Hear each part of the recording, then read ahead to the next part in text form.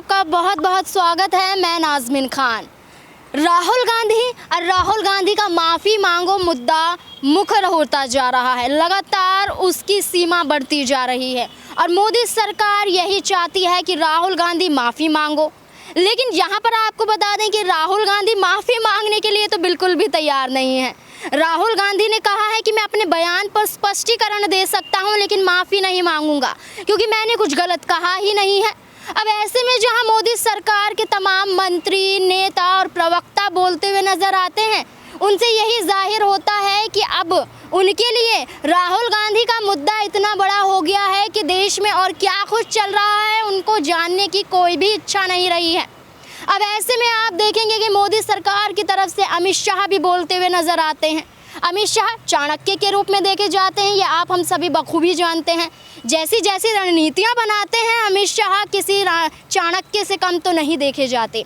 अब ऐसे में अमित शाह के अलावा एक और शख्स की बात की जाए, वो है संबित पात्रा, भारतीय जनता पार्टी के राष्ट्रीय प्रवक्ता संबित पात्रा। वैसे तो जब भी उनकी पार्टी पर कुछ आरोप लगते हैं तो वो मौन व्रत धारण कर लेते हैं, लेकिन जैसे ही विपक्ष पर हमला बोलना होता है तो वो सबसे आगे दिखाई भी देते हैं। उनकी ज़बान भी काफ़ी चलती हुई नज़र आती है।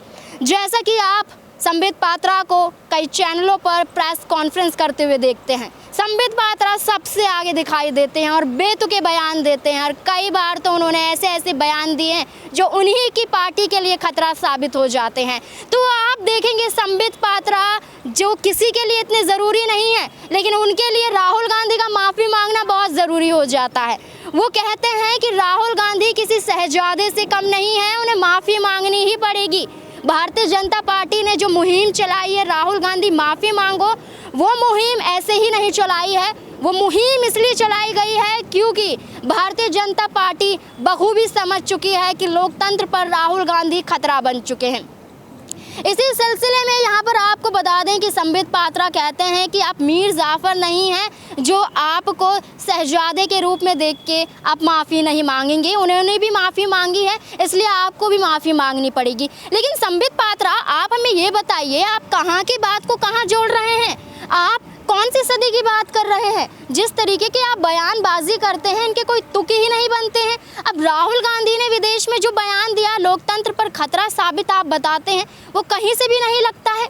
अब आपको बता दें कि राहुल गांधी ने विदेश में बोला ही क्या? बोला वही जो संसद में सच निकला, जो सड़क पर सच निकला और कहीं ना कहीं आपकी ही पोल खोल दी।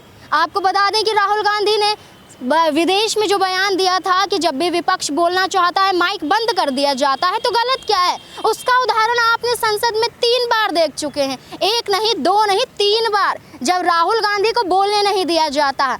पहले दिन कार्यवाही स्थगित हो जाती है, दूसरे दिन भी स्थगित हो जाती है, तीसरे दिन नियमों का हवाला दिया जाता है और कार्यवाही फिर स्थगित की जाती है। तो ऐसे में राहुल गांधी माफ़ी तो नहीं मांगेंगे क्योंकि उन्होंने डंके की चोट पर ही बोल दिया है कि उन्होंने कुछ गलत नहीं कहा है। अब आपका क्या कहना है संबित पात्रा का कि क्या वो अपनी याददाश्त खो चुके हैं? जिस तरीके की बयानबाजी करते हैं वो कौन सी सदी में जी रहे हैं? आप हमें कमेंट बॉक्स में ज़रूर बताएं और देखते रहें SPN9 न्यूज़।